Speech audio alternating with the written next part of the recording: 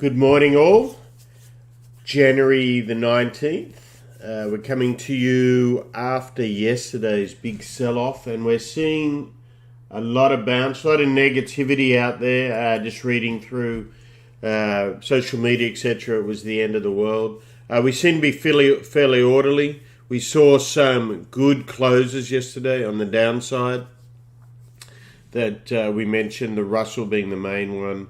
As far as weekly level, and the eyes are on whether that stays up there for the week. Okay, let's go quickly what's going on overnight. Well, the big news, of course, is oil. Oil got as high as 86.80 against WTI, as we can see right here.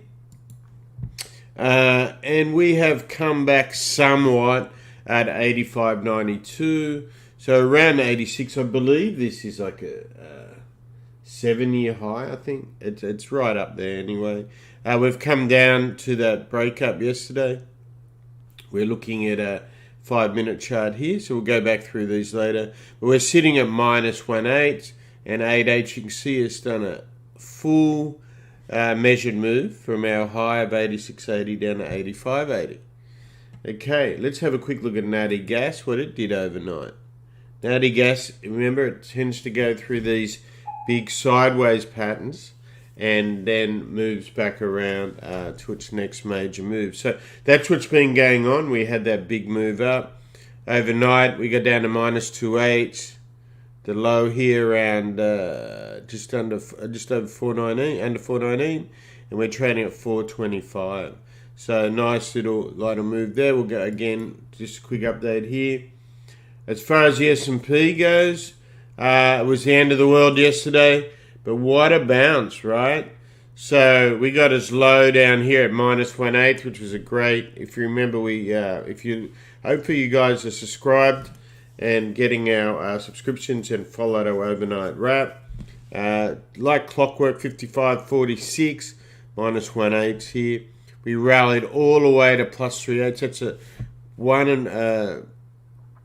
It's a full overbought move from a negative board. So that's quite a move. And you can see very consistent when it broke here. And you go through your Murray and Ichimoku. And you can see what happened. And actually, we were only slightly over a Chico, but a nice sell from our plus 3/8. So that's equivalent of plus 4/8 if you look where it came from. So nicely there.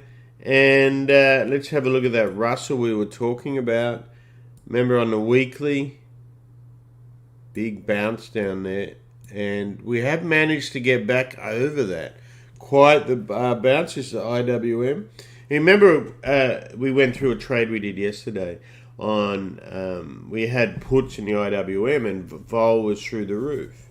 It was 24. So remember what that meant. It held level. That's the main reason. One of the, technical, plus that is why you take profit.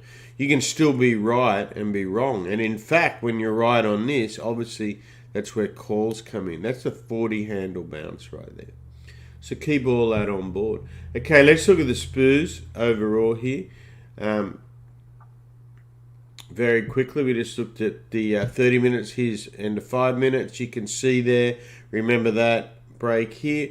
The main thing is we want to look at our daily, see what we can actually do and what we're doing. So here's what's going on. Last break, we broke down that channel. Again, these channels are a big deal. And we're trying to get back into it, okay? So that's what you're watching here.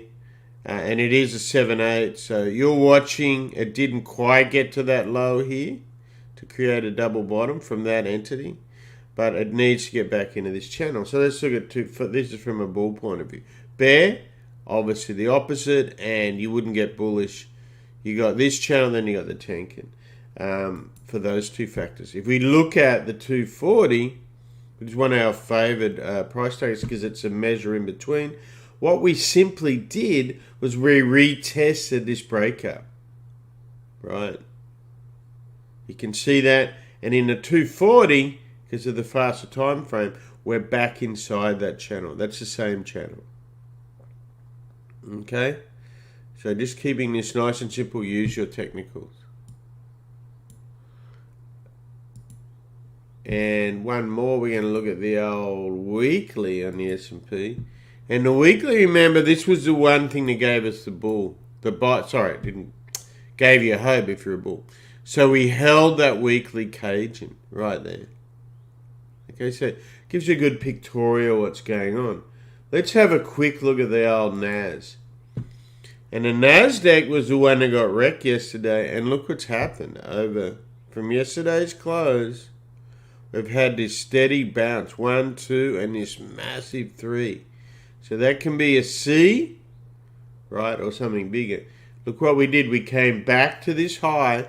Let's always look for market symmetry. That's what algos love. It's all maps, harmony of the markets, as Gann would say.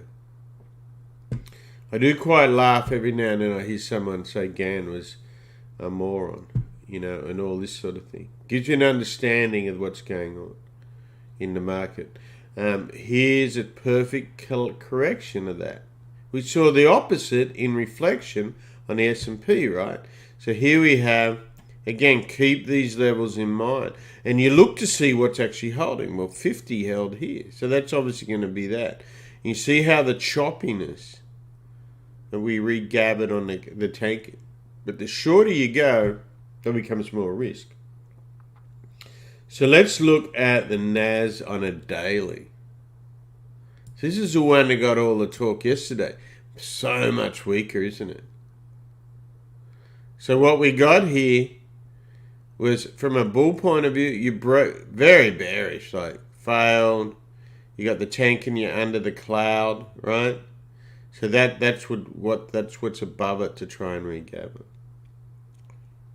But we are trying to regather, and on your weekly, you can see more the retest of the low. The 50 would be what you'd really like to see.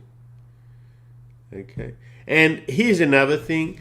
Be consistent in part of your chart. I see so many, particularly on FinTwit, they pick and choose what moving average they're looking at to suit whatever narrative they're trying to spin. And spin would be a nice way of putting it. So we very consistently with the 50, that's what works. And your Cajun, right? Tankin, your Murray.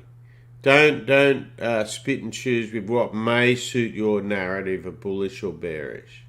Back in the day, I remember used to see a little bit of that in Elliott Wave. What sells the most? Bears, right? So they'd have real bearish counts. I won't mention the thing, but that's what sells books. And in up moves, of course, it's the other spin. What did our little crypto do? Nothing, it looks like overnight. Bitcoin sitting there at 42.18. We had a quick look at the old Rusty. Let's see that line we're talking about on the weekly. Actually, I have that drawn on another chart. So let's have a look at that real quick. Where is Rusty? There it is. And lo and behold, we're back at that line, right? So is this a false break? Remember, this is critical support. And it's a weekly close. So technically, you give it to the week. So we will see what goes on with that one. And we pretty well covered. Let's go a little bit longer term. Nat gas, we talked about spinning around 50 on the daily. You can see weekly, nothing's changed. Oil, look what it did though. It hit our plus 2.8, our minimum target on the weekly. So that, this is due for some kind of correction. Don't get all caught up in this. That tells me I want to have some from the short side, right? It's hit your minimum target as a trader. And daily, lo and behold, that equates to 8/8. Just a tad off 8/8. But you can see it, you got 1, 2, 3. Look at that long wave. So 3 can be complete, build a 4 and a 5 to go higher. Is what I'm looking at there. And there we have on the 240. So just keep those top levels in mind. It's early, and you got your tank in here as far as for fast trading. Okay, let's leave it on oil while we quickly go through what went overnight. So we also see gold is trading up and silver's trading up. Coupled with oil there, no doubt, and also to do with the dollar, because the US dollar is coming off. The Aussie is actually the strongest. I think people are getting a wind at just how well Australia's doing commodities. Yes, iron ore's up, but have a look at coal at a place like Newcastle. It is phenomenal how high these are, and for the trade deficit and stuff. A lot of news gets distorted when it gets politicised, and obviously the big deal there was apparently a tennis player down there. More relevant should be the Ashes victory, but I digress. So today, as far as interest rates, that's the big deal, right? And we spent a lot of time if you go through last night's report. Well, today we're going to get more angst for bond traders because we going to auction off $20 billion dollars of 20-year bonds today at 1 p.m. Eastern Time. And the last yield took a high yield of 1.942, and the current 20-year bond is trading at 2.25. That gives you an idea. That's a 20-year bond, how much it's moved over the month. As far as a lot of talk with the UK, of course, as UK inflation hit a 30-year high today, and the BOE Governor Bailey is going to talk on that later on, so there's going to be eyes on that. As far as the US goes, we've got housing starts and building permits is another one to watch. Over in Europe, Germany's up, France is up, the FTSE over in London is up, Spain is leading the bunch today. The only European market down is the Italian. They have elections, so that's going to be a domestic factor over there, right? So what we have had to help aid us with talking about earnings a lot, we had Procter & Gamble out this morning, Bank of America, Morgan Stanley and United Health, all are higher after reports. And a great call from Madavi last night. We were talking about Goldman Sachs, etc., and how Morgan was already had accounted and was looking for a bounce there. So kudos there, my friend. Back on inflation, we mentioned England. Well, Germany also had their inflation number out, and it was the highest since 1992. So not quite as high as the 30-year high in CPI over in England. We're only 19 years. Oh, hang on, let me change my maps there. 29 years. And the Bund over in Germany turned positive on that news for the first time since 2019.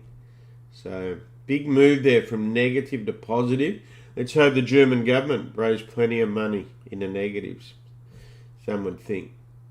The 10-year note has been flirting with 1.9 overnight. And in overnight hours, we had upgrades in Exxon overnight, no surprise of oil. EA, that would be a lot to do with the Activision takeover.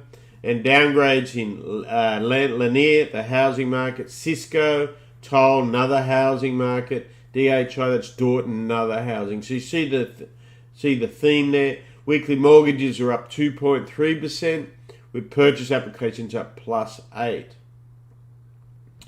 So, much to do what's going on there. Let's have a quick look at, Morgan Stanley's up 3.2% and Bank of America up 3.2%. There's a good write-up on the website there from the Pit Box, as I mentioned, covers those. Okay, overnight in Asia, Japan came off sharply, down 2.8%. Hong Kong was flat, or basically flat, up 0.1%. China was down in Shanghai, minus 0.3%. India was down 1.1%. South Korea was down 0.8%. And all odds over in Australia was down 1%. So mainly, as far as data comes out of Europe, it's been inflation. We also had news I just see dropping not long ago that the British Prime Minister Johnson, which is under massive pressure to resign, if you look at any of that news over there, all to do with a party the guy had. And it gets worse. I think it was around Prince Philip's funeral, and there's a lot of talk with that. If you remember, the Queen had to do all that by herself. So there's a lot of pictorial evidence. The guy is obviously skating on very thin ice, and what someone said, just borrowed time. You can only be a fool so long, right? Over in France, the Bank of France Governor Villeroy said the ECB will do whatever they need to achieve the 2% inflation target. So, and he pointed out that France's growth is withstanding the Omicron. So that's pretty well it for today. We have more for the morning wrap up. Keep all those levels in mind that we just went through. And here we are with the SPOOs. We have more earnings after close. We are just starting in our earnings season, so keep that in mind. Keep an eye on sentiment. And the big point of using your technicals is to keep you disciplined. You know where the levels are. Remember, if you're unsure, you don't have to have a position, right?